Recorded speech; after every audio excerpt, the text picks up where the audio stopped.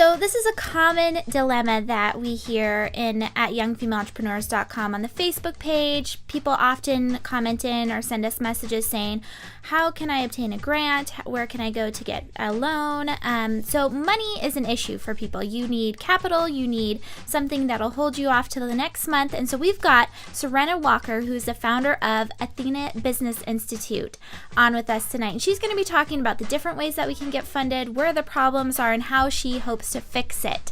So stay tuned through the entire 30 minutes. Use the hashtag YFEchat. And looking forward to chatting with you on the chat room.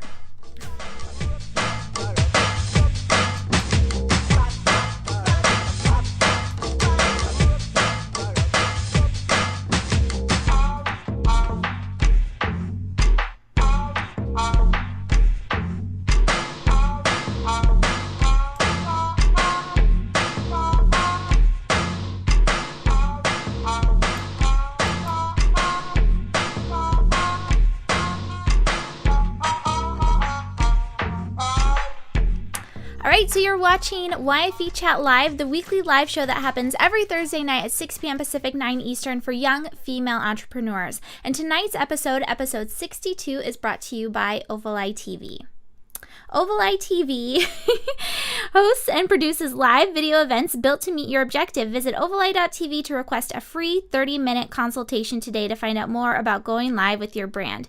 So like I mentioned in the opening, the show's all about the Benjamins, baby. I don't think that worked very well for me. Sorry, guys. What's another song? There's tons of songs about money. Money, money, money, money. I just should not sing. How about that? But it's about getting money and getting funding. It's more about, it's not just about managing money. It's about how to get just more of it so you can actually do what you want to do. And so we've got Serena Walker on of Athena Business Institute, and she's going to walk us through a few different items. She's got a couple statistics that she's going to talk to us about, and then a couple different ways that she wants to just let people know, hey, if you need money, here's a couple other sources that you might not be looking at right now. So if you have questions about getting funding, obtaining funding, chat them into the chat. And at the Stacey Harris, who's down in Phoenix, she's the YFE City Coordinator in Phoenix, and she's also hitthemicmarketing.com. She's on the YF Entrepreneur handle on Twitter, and she's also hanging out in the chat. Stacey, say hey to Stacey on Twitter. And so yeah, it's going to be fun. Money's always a fun topic, especially when it means getting more of it, right? And it's interesting. I'd have to, you guys will have to chat in. The topic of money is a difficult one when it comes to raising money at the beginning, whether or not you should go after a venture capitalist or you should go after an angel or the bank or whatever it is. Ask your parents for money. And I've heard a number of very notable entrepreneurs speak on this lately, and they've all said sales is a great way to get funded. So, starting with a minimum viable product and pushing forward and really trying to get it to that point where you can actually start pushing forward because you have some money to start with. So anyway, now that I'm blahing on, the latest from YFE, let's go onto the latest from YFE, my goodness. So the latest from YFE is presented by MailChimp. And so we've got a fun little newsletter here that we're going to go off of. And so the big thing is, go down, if you scroll down to the bottom on this site, you can see the Mailed It icon. Sign up for Mailed It. So tonight's episode, you can see here is with Serena Walker. You see her sky gliding. What do you call that? Where you go? Hang gliding. Thank you. And it's going to be a lot of fun. But so a couple other opportunities that we've had recently is with Startup Lab with YEC. This is huge. YEC, the YEC.org is partnering with YFE to do their Startup Lab live Q&A mentorship. It's a 1-hour deal where you show up live, you ask your questions, and awesome people answer them. So we had Melissa Casera on Wednesday, and it was phenomenal. We have Shama Kabani on Wednesday, this upcoming Wednesday at 12 p.m. Pacific, 3 Eastern, and both women are insanely just like tons of awards, grew, these huge companies, etc. So then we also have in real life meetups happening. Los Angeles just happened last week, and I have a photo to show you hopefully on Instagram. And then we have a Phoenix that's happening this weekend with Stacy, and then next week is Marissa. Gosh, I was just talking about Melissa. Marissa Ficario, and she is YFE NYC's city coordinator, and she's also with moaonline.com. She does some nutrition. She's got a lot of awesome programs, detoxes, etc. over there, so definitely check her out. But she is asking for help. So if you guys can help her out, she's looking for people to volunteer. If you're not yet signed up for the New York City event, just pop over there onto the Facebook page. If you're not part of the group, go to youngfemaleentrepreneurs.com/about, and then we can get you all set up with that. So before I go on, we've got a few tout outs, which I'm so excited about. I love that when we ask you guys for touts that you deliver. And so the reason why I love touts is because we can see your face. We can see you talking to us. And if you're on the chat, we get to have like a verbal hey, and you don't even have to be in your makeup because it was earlier in the day that you recorded it. And to do it, it's really easy. It's an application on your phone called Tout. Just search for it. It's free. It's really easy to use on the computer. You'll notice when people do it on the computer because the quality goes down just a bit. Use it on the mobile because it's also phenomenal when you go out to events. So anyway, yes, Corey, you don't wear makeup, so you're good to go there. Thank you. She's done the after party with us, and so she's got it a lot easier, whereas Stacey Harris and we have to get all dolled up and dressed up to make sure that we look okay. But anyway, so let's check out the tout outs and get introduced to a few young female entrepreneurs. Hi, I'm Katie Brusak. I'm a nutrition and wellness coach living in Los Angeles. I also teach yoga on Thursday nights, so I can never make it to the YFE chats, but I'm there in spirit, and I hope you have a great night. I'll talk to you soon. Hey YFE, it's Nicole Longstreet from the Wardrobe Code, and I give women the knowledge and tools they need to be their own stylist. You can find me at thewardrobecode.com. Hi, I'm Raven Delana, Radical Life and Business Strategist at Veranda Lane. I help young female professionals and entrepreneurs to define the strategies that they need to create a radical shift in their lives and businesses. So super cool, right? I love tout outs. Make sure that, anytime you're doing anything businessy or something that you think other young female entrepreneurs would think would be cool, tag it with YFE Chat. I do that every once in a while to myself on Instagram and on Tout. So this Thursday, like I said, we're going to welcome Serena on in just a second. And next Thursday is Stacy of mysocialcloud.com. She has got the craziest startup story. I don't know if you can find Stacy's picture. I don't think I labeled it very well. It's a teenage one.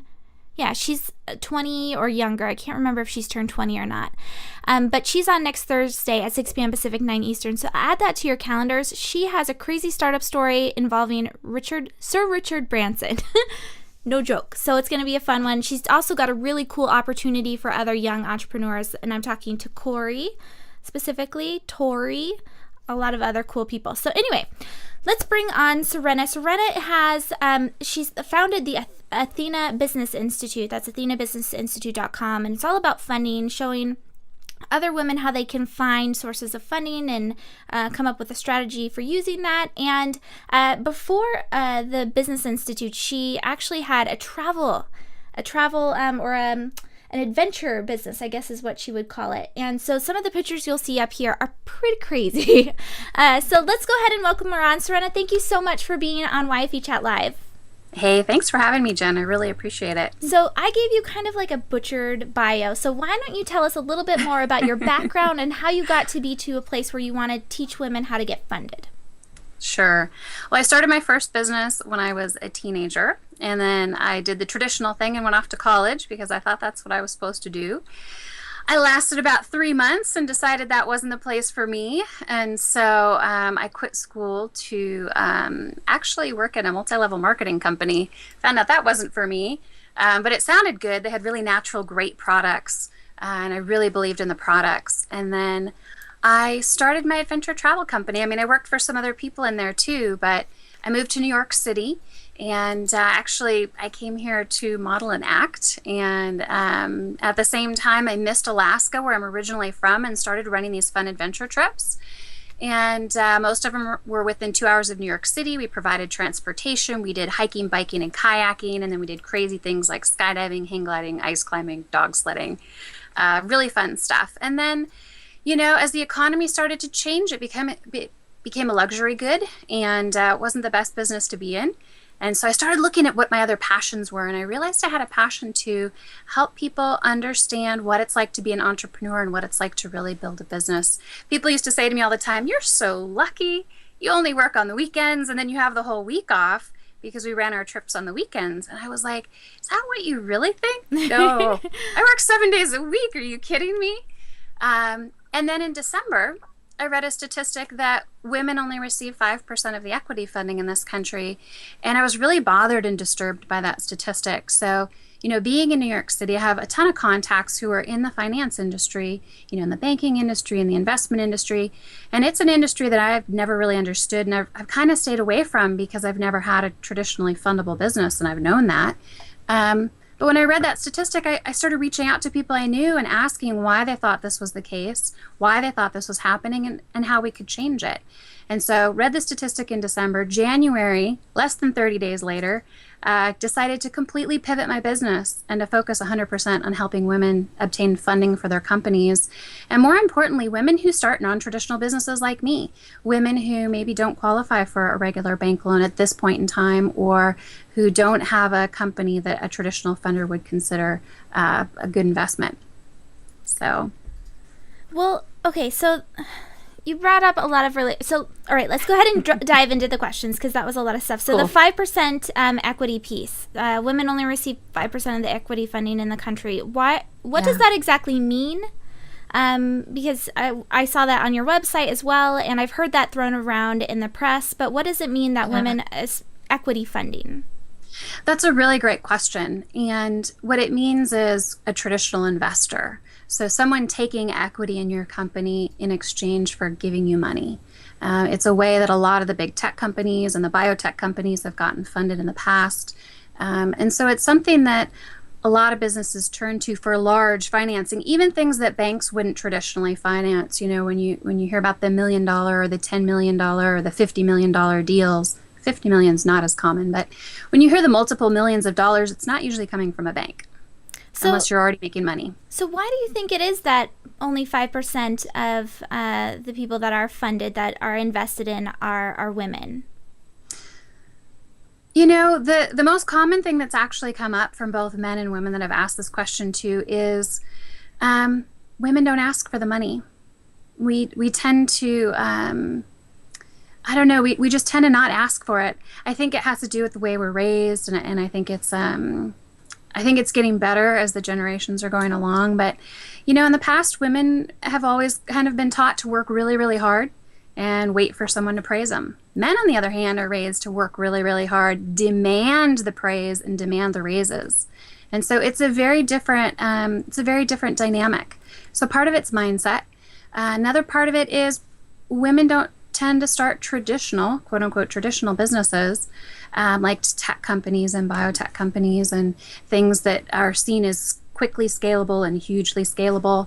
They tend to start things that they're passionate about, just like I've always done. I was passionate about adventure travel. I'm passionate about teaching and educating and mentoring and sharing knowledge and information. Women tend to, maybe they're a stay-at-home mom and they have a problem like, their baby's legs get cold. I have a friend who started a company a long time ago called Baby Legs, and they were just baby leg warmers. I love that. It's, what's her name?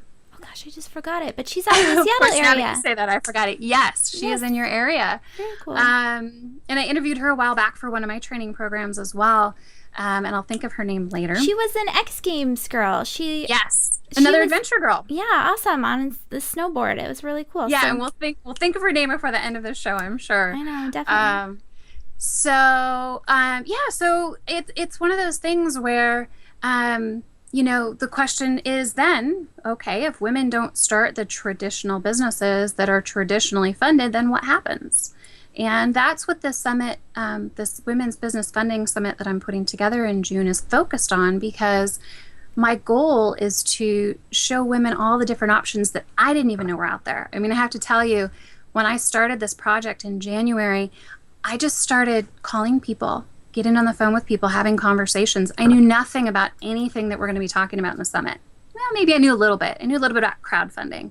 I'd heard of Kickstarter and I'd seen some campaigns and some of that stuff, but there was just a lot of it that I had never heard of before. So I've had an amazing education from some amazing mentors in the past 4 or 5 months. And so now I'm sharing that with people, and decided to do the summit for free, just to start to share the information and to see if there's interest, and then build a training program around it. And so before we get into too much more of the funding information, and again, you guys, if you have questions for Serena, then just chat them in, and we'll make sure that they get posed to her. But so last week we had Vasavi Kumar on. She's a transformational life coach, and I asked her the question if she is obsessed. And people in the chat had very differing opinions on the word obsession. Oh, I'm passionate about this. The reason why I used the word obsession or obsessed is because it really derives itself from Think and Grow Rich, this burning desire. And when I spoke to you, it felt like a burning desire coming out of you for funding. And so, I can be passionate about wine, but I don't have a burning desire about drinking wine. So do you feel like you are obsessed, or you have this burning desire? And if so, what is it? And what does that look like? Yeah, I can tell you that one of the most common characteristics of successful people is an obsession. Whether it's an OCD, it's an ADD, it's an ADHD. Those are a lot of common things that very successful people are, quote unquote, diagnosed with. Yeah, I would definitely say I'm obsessed. I mean, with my adventure travel company, I loved to do the activities. Like, I actually wanted to participate. That's why I started the company. And then it grew into, I really loved helping people overcome their fears, and I really enjoyed helping see them do things they never thought they could do, like go skydiving or rappel next to a 150-foot waterfall, or get on a horse because they were afraid of the horse, So yeah, I would say there definitely has to be an obsession, and you have to be kind of obsessive. Your business is like having a child. And if you've never had a child, if you can imagine, I've never had children, but I see the way people are with their children. And I mean, all your money, all your time, all your energy goes into your business. So if it's something that you're not passionate about, and if you're not obsessed, then you'll never see it through. I mean, businesses don't happen overnight. It can take several years, and you're going to have a lot of people tell you that you're crazy. I mean, if you listen to the Starbucks story, the guy's wife or fiance, I think it was at the time, her father actually said to him, "When are you going to give this coffee thing up?" And he didn't. So yeah, you have to be a little obsessed. Well, see, and I agree. I'm sorry, you guys on the chat, because I know you don't agree with me. Corey's here saying dedicated, etc. It's different. I'm dedicated to my gym routine. I don't feel an obsession or a burning desire about it. I am, with the live streaming piece, I am constantly thinking about it. People think I'm nuts all the time. So I think there is a big difference there. So going into... Yeah, and I would say crazy, just real quick, I would say crazy and obsession are right there. If you are not crazy and obsessed about your business, you're probably not doing the right thing, and you're probably not successful at it. Well, and I was reading at the gym today on Audible, the MBA book. What was that book called? The Personal MBA. Great book for anyone that's watching. And he was explaining at the very beginning, before he got into all of the business lingo, that you have to be incredibly passionate, because business is going to be insanely hard. You're going to go through horrible pitfalls, and it's going to be devastating. And if you don't have that just huge, driven, yes, passion, yes, but just obsession over this, then you're going to give it up. Yeah. So going on to the funding points, you have over 20 people that you're going to be interviewing for this Athena Business Institute.com, the summit. And so you're talking about some, like you said, non-traditional forms of funding that people probably don't know about. Can you name us a few sources of funding that a young female entrepreneur probably hasn't heard of today? Absolutely. And first I want to say we're up to 13 right now. My original number was 10. I wanted to interview 10 people, but I've had so many amazing people that I've talked to that I'm squeezing a few more in. They're awesome too. There's there is the squirrel nut, Wild Friends Foods, the squirrel nut butter people that were on Shark Tank. I love their story. So anyway, I apologize. I totally interrupted you. Keep going. That's okay. So the funding. Yeah. So some of the funding sources that I was really surprised to hear about. Now, first of all, crowdfunding is something that I thought a lot of people knew about, but I'm finding, and actually I read an article today that apparently on the coasts, most people know about it, or a lot of people know about it, but when you go away from the coasts, not as many people know about it. Kickstarter and Indiegogo are two of the common sites, but that's not all that's out there. There are actually hundreds and hundreds of platforms that are popping up. And one of the things I can say about crowdfunding is it's changing. The landscape is changing. And the reason it's changing is because of something called the Jobs Act that was passed, JOBS. And it's an acronym. And the Jobs Act is actually going to change what's legal online in terms of the way that people can get funding. So right now what's legal is rewards-based, which is where you give somebody something in exchange for money, and donation-based, where they just give you money and you don't give them anything in return. And then accredited investors, and that's a whole other conversation what an accredited investor is, but accredited investors can invest in your company for a piece of the equity right now. That's all legal. Unaccredited investors, which I'll tell you what I've heard for uncredited, have $1 million or more in assets and you're making X number of dollars a year. I don't remember what it is. So a lot of us are not accredited investors. And so for unaccredited investors, they're going to be able to begin to invest in companies once the Jobs Act comes into play. It actually passed last year, and it's been taking a while. They're still going through some stuff to implement it, but by end of this year, beginning of next year, we'll start to see that. It'll make things legal like debt funding. So like when you go to a bank and get a loan, that's debt funding. But you'll be able to go online and get a loan from friends and family or people that you don't know. And it'll be kind of like an Indiegogo campaign, I imagine, or like a Kickstarter campaign. You'll go and you'll campaign, people will see what you're doing, and then they'll invest. And then with the platform, they do their due diligence to make sure that you're a legitimate company, that you're not scamming people, and a whole bunch of that stuff. So crowdfunding is one to watch because it's changing. Some interesting things, like if you're in corporate America, or if you're in corporate America and you have a 401k, I found out about something that that sounds like it shouldn't be legal, but I've researched it and it is. You can take your 401k, roll it over into a pension. You're not taxed on that money, and then you can take that pension and invest it in your company. It's actually a complex process, but a gentleman who was an attorney figured it out several years ago. I want to say 20 years ago, maybe 30 years ago. And he figured out a way to make this available to the general public. So it's a 401k rollover. Normally, if you took that money out and then you invested it into your company, you would pay taxes on it. But this way you don't. Really neat stuff like foundations. Some foundations, especially larger ones, will have an internal fund that they actually take and invest in for-profit companies that have a similar purpose or cause or goal. So those are three off the top of my head. Microlending is something I didn't know about as well. If you don't qualify for a traditional bank loan, it's really tough, by the way, now to qualify for traditional bank loans. I've talked to people in the banking industry at a couple different banks and kind of from both sides. And if you don't have a great credit score, income, whether it's from your business or from your job, and a whole bunch of other things, it can be really challenging. But microloans are a smaller loan, hence the word micro, but it can be up to like $10,000. Even some of the microloan companies will loan up to $50,000, and the rates are higher because because they take on more risk. You're a riskier person if you don't qualify for a traditional loan. That's the way they look at it.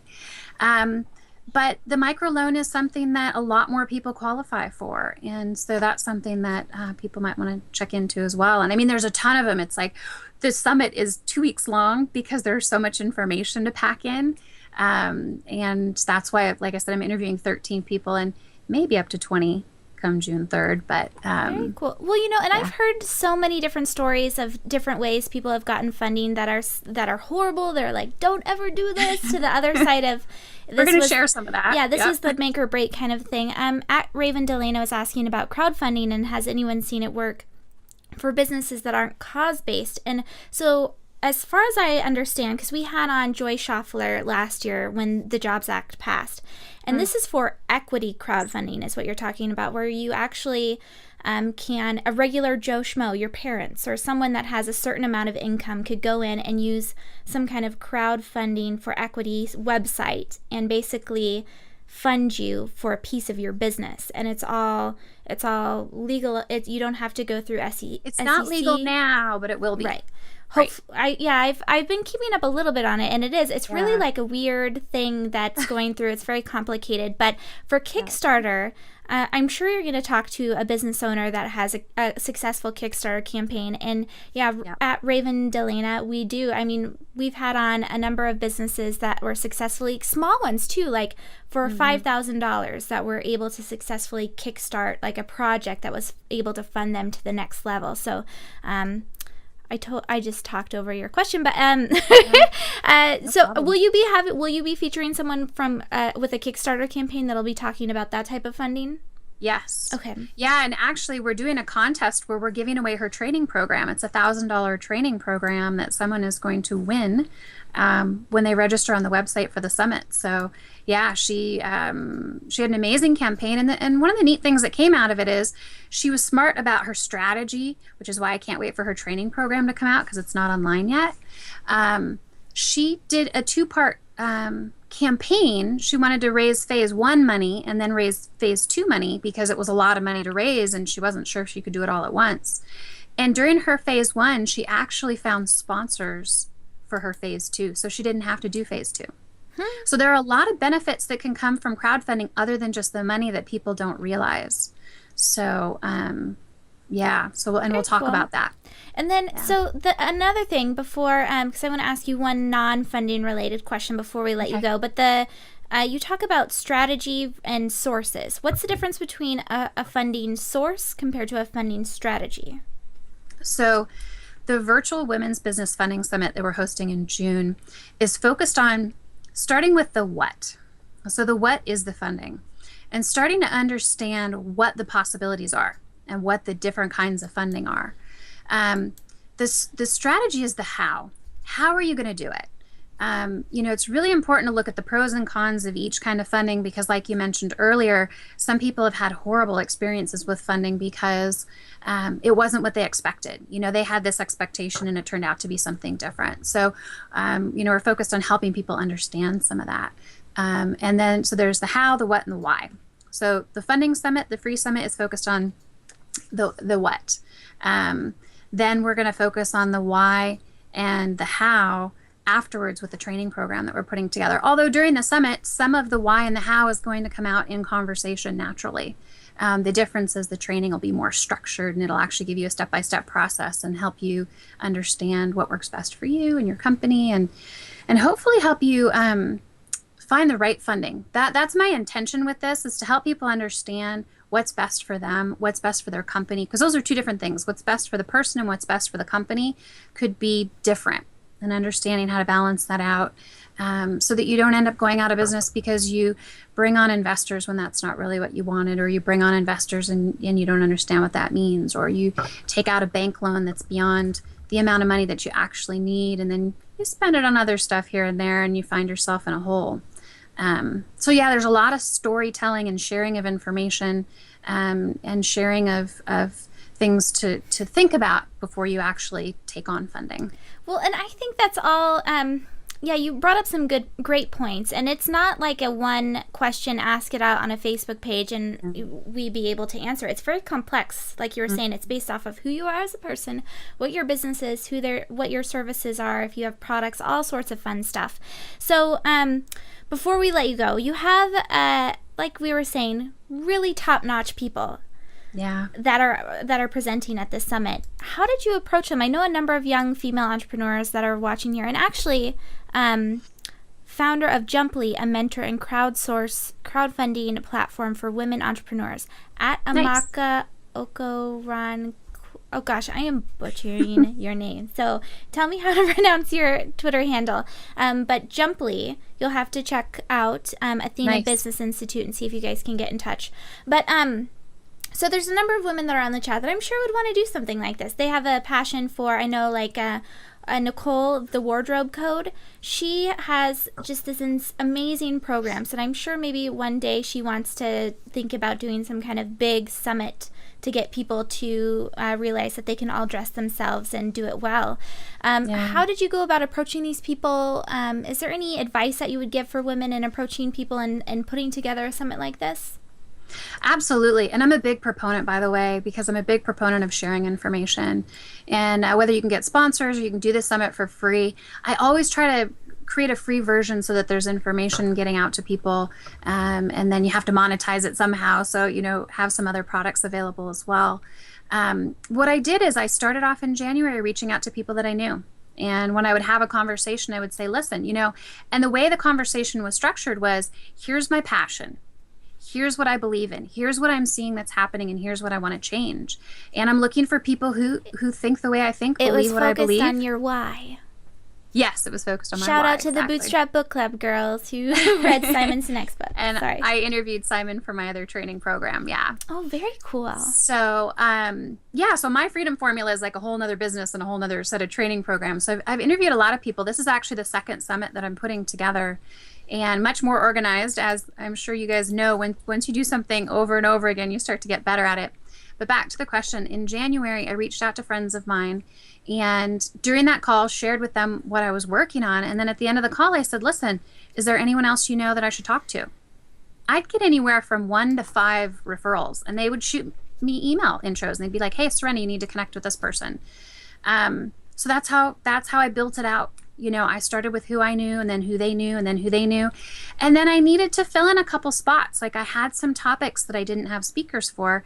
And so I actually started contacting people who wrote articles. So those of you who are out there who are writers, write articles, because I actually searched the web, found the people who wrote the articles, and contacted them. And then I asked friends of mine. Yeah, and some of them, I actually had some really great responses. Some people don't respond at all. Some people respond and flake out, and some people actually follow through. So be prepared for the no, too. Don't expect everyone that you reach out to say yes. I only expect a small percentage.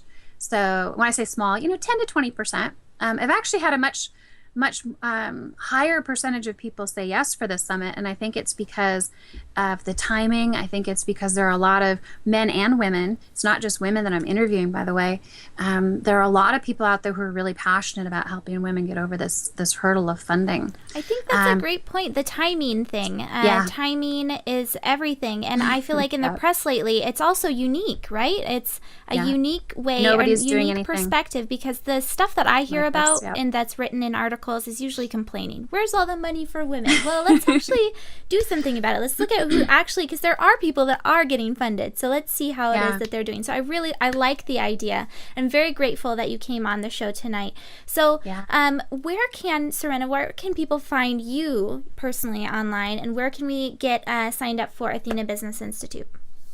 Yeah, if you go to athenabusinessinstitute.com, you can see the funding, the Women's Business Funding Summit that we're hosting right now, along with the contest. And Facebook is just / Athena Business Institute. You can find me on Twitter at Athena Business. I can't remember. I know you're going to put it up. We couldn't get all the names, and this is all still new to me, so I can't remember what our Twitter handle is. That's so bad. But you can find me on Facebook. I mean, I post on our page all the time, so you can find me there. And I love to connect with people. And if you guys know anyone who would be great to interview for the summit, please make the introduction, or who might be great to interview for the training program. I'm definitely open to talking to people still. And this is an ongoing project. To me, this is a legacy project. Like, I want it to live beyond me. So I'm looking to partner with people and bring people in and grow this nationally and then internationally. So, awesome. Well, thank you, Serena, for providing us with a few pieces of gems that we can take away, and hopefully everyone will sign up for this, because it's a unique experience, and they're not like your traditional summits where it's a lot of online marketers. This is people that really did this. They've lived it. They speak about it all the time, and it's about getting money so we can actually do what we love. So again, I really appreciate you being on the show. Thank you so much, Serena. Definitely. Listen, and by the way, the contest is over $2,000 in prizes, and we have amazing, amazing prizes that are going to help you with your business. So check that out too. Very cool. Awesome. Well, thank you so much, and have a great night. And everyone, make sure that you check out athenabusinessinstitute.com. Serena was awesome, right? Lots and lots of information there. So before I let you go, I want to let you know that YFE, this is not just a one show, one woman kind of thing. So every week we're getting additional shows and opportunities for you to connect via a live shared experience. We're talking about passion and obsession and craziness. This is really what we're all about here at Ovali, is these shared experiences where a group of people that think alike, that want to learn and grow and bond and just be together, and it's all through live streaming, through a chat, and that's pushed out through social networks. It's a lot of fun. But anyway, Wednesday at noon, try and come if you can. If you grab your lunch or something like that, sit over on the side and interact with us on the computer if you're on the West Coast. If it's 3 o'clock over on the East Coast, then have some coffee and ask your questions, meet other people on the chat. It's Shama Kabani again with Startup Lab. Very excited about that. And then also, if you want to just get an idea of what it looks like, this is what we have from last week's with Melissa Casera. And again, it's by the YEC. It's a Startup Lab thing. Sorry, there's no flash on this. I forgot. So it's a Startup Lab thing, and so the women are phenomenal, and the chat was awesome, and it was a great way to just get your questions answered. And then next Thursday, like I said, we have Stacy on, who has the Sir Richard Branson story, and if you want to find out about it from her, make sure that you show up. She's also going to be talking about a new book that she's authoring with a number of other entrepreneurs that are 20 and under. And then finally, we've got another really, really fun event next week that I just got notice of just a second ago. So I don't want to announce anything today, but it's following YFE chat next week. It's a one-time thing, and it's going to be super cool. So sign up for Mailed It if you want to stay in the loop and figure out what that is. But otherwise, you guys, thank you so much for being on the chat. Shout out to at Corey Freeman, at The Wardrobe Code, at Raven Delana, at the Stacey Harris, Jumply.co, at Amaka. I apologize. I don't want to butcher your name again. But everyone that was on the chat, thank you so much for showing up. At Leslie, fanatchicks.com. You guys have to check out her site. It's super cool. So anyway, this has been Jennifer Donna with youngfemaleentrepreneurs.com. Hopefully we'll see you next Thursday. If not, check out the website for the replays.